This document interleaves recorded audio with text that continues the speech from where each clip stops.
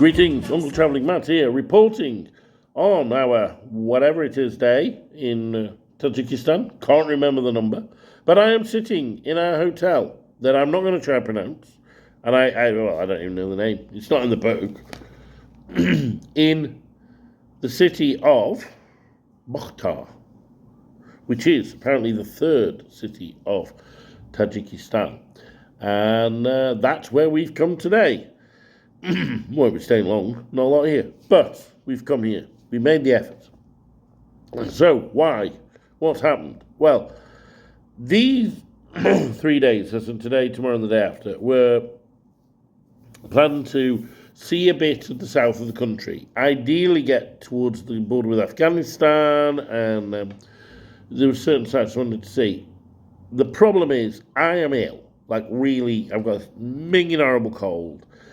It's so hot. Anything is an effort. And getting around this country is an utter pain. So, much to Thomas's chagrin, because he was all up for trying to do it, I'm like, no, we've got to scale back. So we've scaled back to a one-night visit to Bokhtar, which is one of the cities in the south, but it's not that far. It's only about 100k or so from Dushanbe.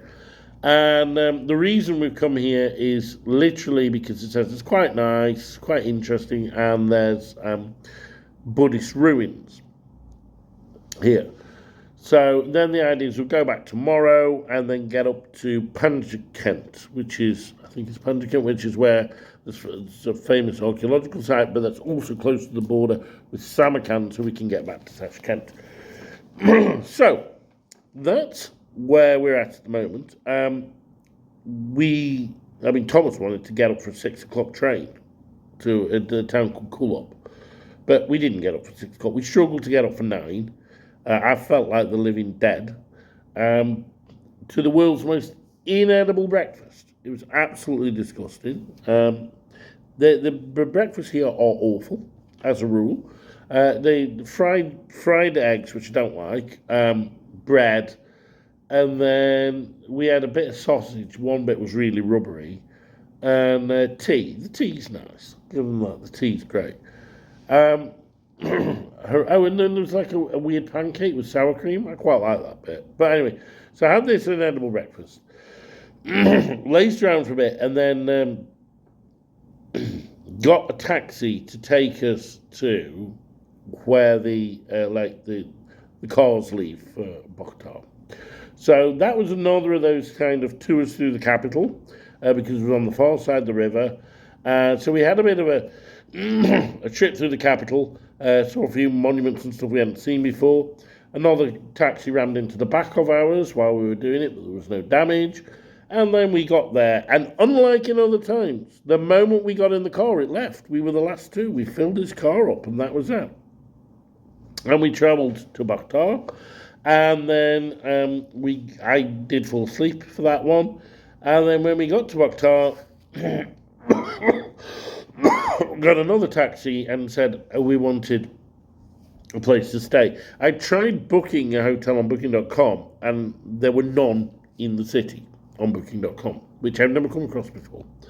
So we're like, okay. So instead of Booking.com, we just... Excuse me. He went round. There was 3 hotels in the city. He said the first one was like, no, this is the second. It was a bit overpriced for foreigners. Like, it should have been $160, which is $16. Now it charged us $320 because we're foreign. But we said yes, considering the limited options, and that was still cheaper than what we were paying in Dushanbe, and it is nicer than Dushanbe. And then we had the same day. He was an absolute maniac, by the way, and a beat-up old Opel. He was almost in several crashes as we went along. Tajik drivers are nuts. This guy was on another level, I thought.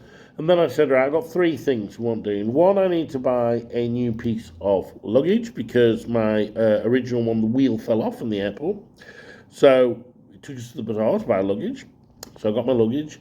Then, second, I wanted to go to a pharmacy because I'm feeling like shit. And so we went there. That was also in the bazaar. And then we went to this Buddhist monastery, which is one of the archaeological sites of Tajikistan, Ajina Tepe, which is where there's a very famous sleeping Buddha that you can see in the National Museum of Antiquities. We didn't go in there. We saw a copy of it in the other museum. And it's meant to be one of the great sites of Buddhist sites of Central Asia. A huge monastery from the 8th century. He ain't got a clue where it was, never heard of it. We Googled it. He drove us to it through a nice bit of countryside over a railway line. I haven't seen many of them. And then we got there, and it was basically a few mounds in a field, no explanation. It was one of those that it could be quite dramatic and it could be impressive if you knew what you were looking at and if there was a bit of explanation. But I guess it was a bit disappointing, apart from you had that Indiana Jones feel that, we've sort of discovered this because certainly nobody else was bothering. But as I said to Tom, that's one of the things when you're travelling in the developing world, is they haven't got round to digging up and labelling their history properly. And that is the big difference. So it's a shame, because a wonderful site, very important, but, literally crumbling away. So there we are. And then we came back here. It's a spread out town, not particularly remarkable. There's some nice old communist monuments, and there's, a few communist era buildings that seem nice. Obviously, noticeably poorer than Dushanbe, but even noticeably poorer than Kujand as well. There's not a lot of money here. I think this area was a lot more affected by the civil war back in the 90s. And how much it's got over that, I don't know. But anyway, this is it. We are in Bokhtar, and tomorrow we go back, have a bit more time in the capital, and then we head out to Panjkent. Then across the border to Samarkand, and then a fast train from Samarkand to Tashkent. That's the plan, anyway. Of course, I've been to Samarkand. Tom's never been. So, if nothing else, we'll try and see the Registan. It's me, Uncle Travelling Matt. Keep travelling.